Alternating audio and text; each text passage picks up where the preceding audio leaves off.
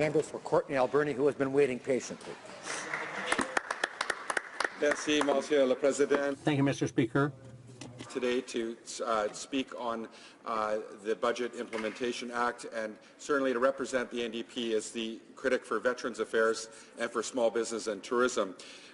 Mr. Speaker, I'll talk about the economic vision presented by this budget and how it does nothing to address the huge gap between Canada's wealthiest and the rest of Canadians, specifically the people back home in my riding of Vancouver Island. In terms of lifting up the middle class and those working to join the middle class, something that the Liberal government talks about all the time, this Budget Implementation Act offers no real plan to reduce inequalities or to build an economy that would benefit all Canadians. This bill creates an uneven playing field where only the few at the top can benefit at the expense of everyone else. The people in my riding are not able to recover from the boom and bust economy of the past because the federal government prefers to take monies when times are good but ignores needs when times are tough. What the Liberals got wrong and are ignoring in this bill is we look at the facts. Today, 2 Canadian billionaire businessmen own as much wealth as 11 million Canadians altogether, Mr. Speaker. More than 4 million Canadians are living with food insecurity, including 1.15 million children. That's unacceptable. A June 2017 report by the Parliamentary Budget Officer showed that for every $100 of available income, Canadians have $171 in household debt. In Port Alberni, where I live, more than 1/3 of the children live in poverty. Parksville-Qualicum has the highest median age of all ridings across Canada, and I often hear from seniors who forgo buying medicine because they need to pay rent or buy food. And on the West Coast, we need to protect our water from plastic garbage and marine debris, something that's not even included in the Ocean Protection Plan and not mentioned once, Mr. Speaker. Everywhere in my riding, small business owners are being inundated by red tape, soaring merchant fees, and the new confusing tax measures implemented on income sprinkling. This Budget Implementation Act contains 0 measures to truly address tax evasion. The Liberal government is not taking any action to eliminate the tax loopholes associated with stock options for wealthy CEOs. Mr. Speaker, that costs the taxpayer $1 billion a year. And it benefits, 92% of the benefit goes to the 1%. That's not helping the middle class, Mr. Speaker. And in terms of tax havens, the Conference Board of Canada says that it's costing taxpayers up to $47 billion. So this bill, it's 556 pages long and immense 44 pieces of legislation, even when the Liberals promised to abolish the use of undemocratic omnibus bills. This is unacceptable, Mr. Speaker. Now, we want to present solutions, Mr. Speaker, to this government. We've been presenting speakers on many solutions, and I am, Mr. Speaker, I just wanted to make sure that you know that I'm splitting my time with the member, my great colleague from Trois-Rivières, our transport critic. He's also going to present some great ideas and concerns around this budget. But, Mr. Speaker, I'm going to talk as the critic for small business, and you know, there's one thing that we're grateful for, is that the government finally reduced small business taxes from 11% to 9%, something that the late Jack Layton put forward, Mr. Speaker, and New Democrats have been fighting for. Unfortunately, the Liberals only did this when they were in quicksand, when they failed to roll out their small business tax proposals last summer, when they tried to do it in a very short period of time. Mr. Speaker, one thing that we've been raising concerns around is merchant fees. And I'm going to quote this Globe and Mail article from March 24th, 2017. It says, worldwide, the EU, Australia, Switzerland, and Israel, among others, have all moved to cap interchange rates. In Canada, the average interchange rate is currently 1.5%, with some card fees running as high as 2.25%. By contrast, Mr. Speaker, in the UK, the interchange rate is capped at 0.3%. In France, it's 0.28%. And in Australia, it's 0.5%. So Canadian merchants pay 5 times what merchants pay in Europe and 3 times what merchants pay in Australia for exactly the same services. This affects businesses in Courtenay and Cumberland, in Parksville and Qualicum and Tofino, and right across this country, Mr. Speaker. They know this is unacceptable. In fact, it costs the Canadian consumers over $5 billion, and merchants as well. So, Mr. Speaker, we know that Visa and MasterCard, which together account for 92% of all the credit card market, have a monopoly on this sector. There was a bill put forward by my colleague, Bill C-236, an act to amend the Payment Card Networks Act from Rivière des Mille Îles.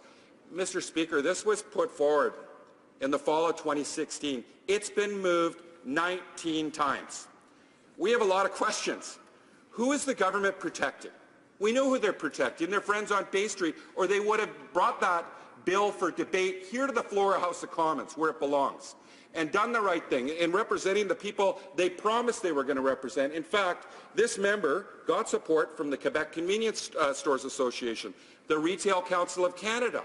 They're waiting, Mr. Speaker. It's been almost 2 years for the debate to even begin. Why is the finance minister, why is this member not bringing forward a proposal to support small business people? So, Mr. Speaker, that's just one of the things that we'd like to see happen.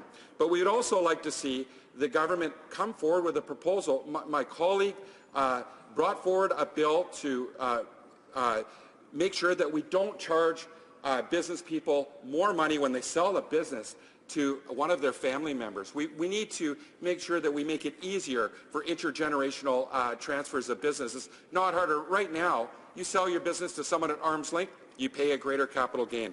And that's not acceptable, Mr. Speaker. And we're standing up for small business because we understand how important small business people are in building our economy. They're the job creators in our communities. And, Mr. Speaker, I'd like to now move my attention to our veterans.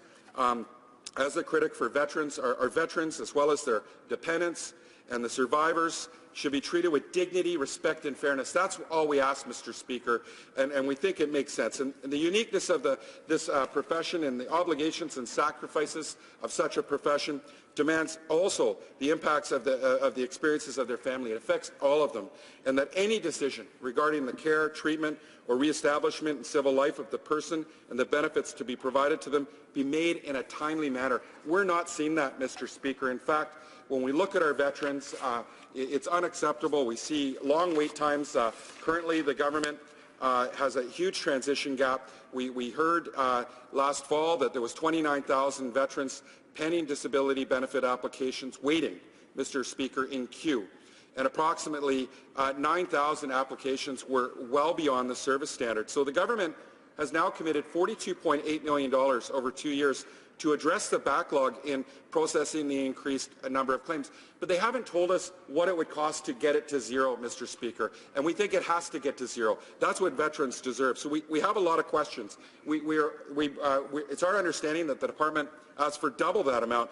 That didn't happen. The government made a promise that they would make sure that they had caseworkers at 25 to 1. In their last platform, in their last budget. They didn't mention it this year, so maybe they've abandoned that platform. On the education benefit, the government promised $80 million a year, but when you look at the budget, now it's $133.9 million over 6 years. That's $22 million. So how did they come up with a plan that now they're only going to put forward, they're going to follow through with 27.5% of the promise they made to veterans. That's totally unacceptable. And on their pension for life, Mr. Speaker, clearly they're not delivering on their promise. How could 2 veterans fighting in the same war get less than one another? That's totally unacceptable, and Canadians do not accept it, Mr. Speaker. And in my riding, we put forward great proposals, and they haven't been supported by this government. A deep-sea port in Courtenay-Alberni, where BC Ferries wants to do shipbuilding, they want to do infrastructure upgrades, but we haven't seen the investment in the port. This could be a great opportunity for a place that has the highest unemployment rate in British Columbia, in southwestern British Columbia. Mr. Speaker, the opportunities are endless, and this government is failing to deliver. There's 1.2 million Canadians living with disabilities, and this government hasn't enacted a plan to get those people back to work with a return-to-work strategy that could be brought forward. Even on veterans, 30% of caseworkers in the United States are former veterans. Right now, we're not even close. We don't even have a target. We don't have a plan to get them in place. And in terms of the economy where I live in coastal BC, ocean protection is utmost priority, Mr. Speaker, not just for a clean working environment, which we rely on, but also for our salmon.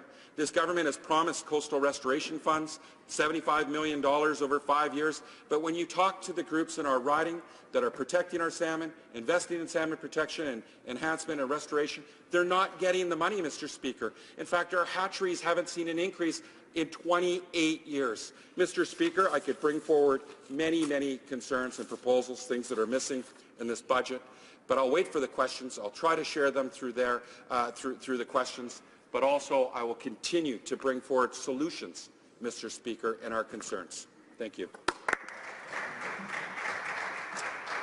Questions and comments. The Honourable Parliamentary Secretary to the Government House Leader. Thank you, Mr. Speaker. And we have been a government that has provided many solutions, and by working with Canadians, we've seen tangible results. The member talked, for example, about the importance of small businesses, something in which our current minister responsible for small businesses, the Prime Minister, the caucus as a whole has recognized the importance of small businesses. And give you an example, you know, when we gave the tax break to Canada's middle class, it literally put hundreds of millions of dollars back into the pockets of Canadians.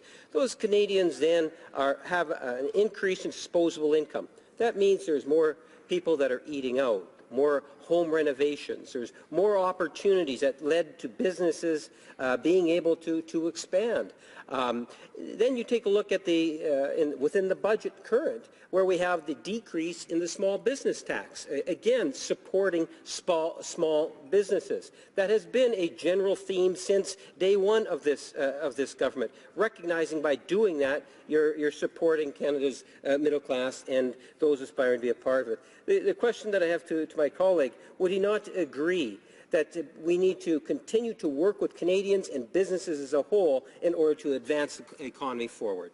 The Honourable Member for Courtenay-Alberni. Mr. Speaker, it's really bold of the government to now think that they're champions for small business when the rhetoric from the Prime Minister before the small business tax cut was calling them tax cheats. In fact, they've invested $1 billion in so-called chasing tax evaders, but they're really focused on small business people, and that's what we're hearing straight across the board. Mr. Speaker, when it comes to small business people, the Minister of Small Business said at the Standing Committee of International Trade that the tax break was a great soundbite, but it didn't make sense. Mr. Speaker, the only reason they honoured the commitment is they were in quicksand. For their terrible rollout of a small business tax proposal without consulting Canadians, doing it over the summer months. New Democrats understand that you're absolutely right. Putting money in the hands of small business people builds communities. Invest in communities. The multiplier effect makes sense. That's why I'm also bringing forward the concerns around merchant fees, putting money in the pockets of small business people, not on Bay Street, not like the Liberals have been doing. Clearly, their priority is Bay Street, protecting CEO stock option loopholes, tax evaders. It's not small business, Mr. Speaker, only when it's convenient for them. Questions and comments. The Honourable Member for Cowichan, Malahat, Langford.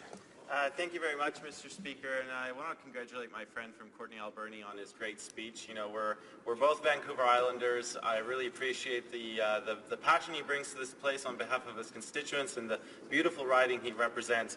I was really interested in the part of his speech that dealt with credit card merchant fees, because it appears to me that this is a solution to a long-standing problem for small business that would cost nothing to the government. And Visa and MasterCard make huge profits, and you look at the margins that small businesses operate by, like how close they're cutting it to breaking even. And I just want to know from my colleague's experience of owning a small business, from being on a local chamber of commerce, can he just expand a bit on how a rate decrease would actually benefit small businesses in their ability to reinvest in their operations and maybe even hire new employees or give them raises? Thank you.